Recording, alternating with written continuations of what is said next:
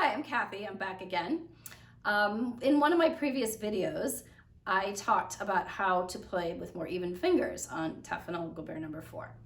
I find that this is of utmost importance in an excerpt like the Mendelssohn Scherzo or Carnival of the Animals. If we don't have even fingers, it's awfully difficult to coordinate our double tonguing with our fingers.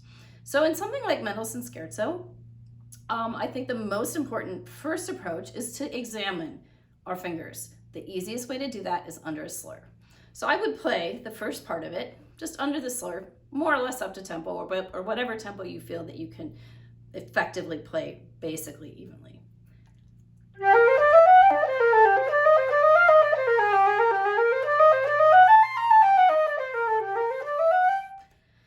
At that point, you might notice that some measures sound a little more difficult than others. For example, I feel that just the first measure is awkward for me, the first to second measures. There's a lot going on in the right hand. It's only a scale, but scales can, of course, give us challenges.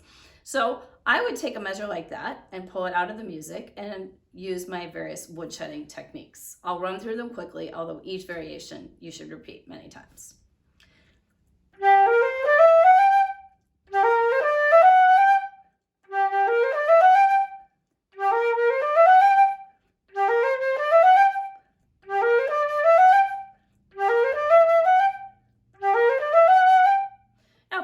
Each of those variations about 5 times, it would take me a couple minutes. Maybe seems like a lot of time, but remember, you're building consistency and evenness in your technique.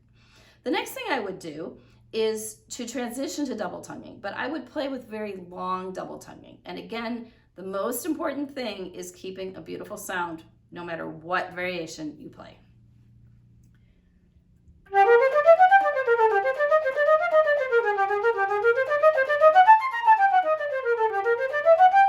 So notice I am quite a bit under tempo, and that's okay. I'm establishing the sound, the quality of the sound that I want to hear.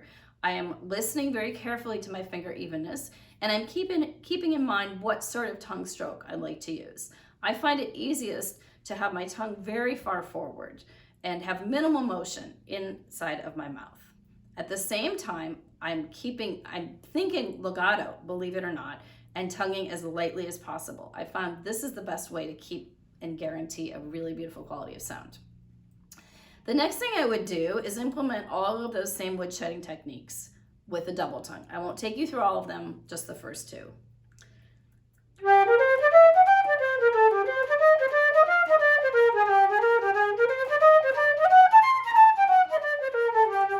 So even there, some things don't sound as even as others. That would be my focal point as I do this variation over and over again and repeat it.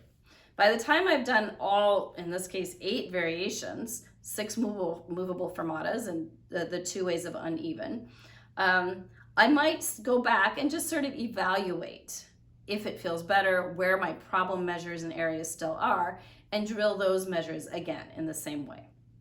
At this point, you can start to think about building back the tempo. So if my legato double tongue practice is maybe at 69 to the dotted quarter,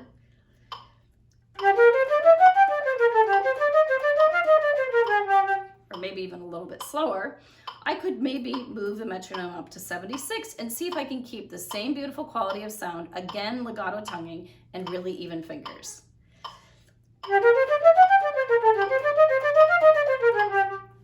If that feels good, I can continue to turn the tempo up. I find a really good tempo to play this excerpt in an audition is at about dotted quarter equals 84. At that tempo, I feel that it's fast enough to be effective, but it's a little bit slower than 88, so I have a fraction more time to take a breath, which I'll talk about in another mini lesson. So I would maybe see if it's feeling pretty good. What does that first phrase feel like at dotted quarter equals 84?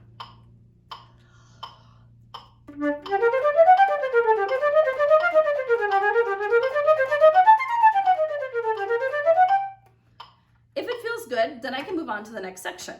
So notice that when I'm playing that, it probably doesn't sound short. And I don't think this excerpt should sound short. He writes staccato, but remember, staccato means detached.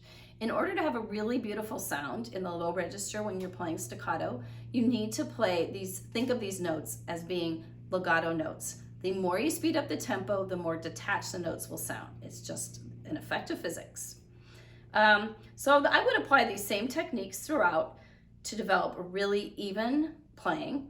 And as far as tongue and finger coordination goes, there are several other ways that you can practice that. One thing I like to do a lot is to reverse my double tonguing. So kata, kata, kata, or gutta, gutta, gutta, gutta.